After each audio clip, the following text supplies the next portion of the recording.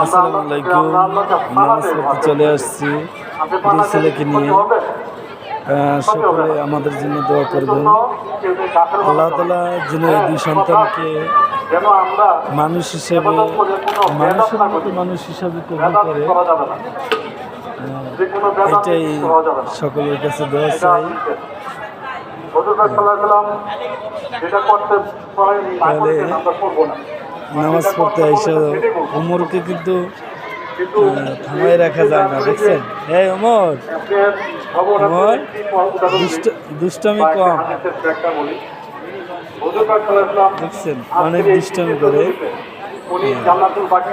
দোয়া করবেন আল্লাহ তাআলা যেন মানুষের মতো মানুষ হিসাবে গড়ে তোলে, এটি সকলের কাছে দোয়া চাই। দেখছেন, বড় যা আছে ছোটটা কিন্তু অনেক দুষ্টামি করে।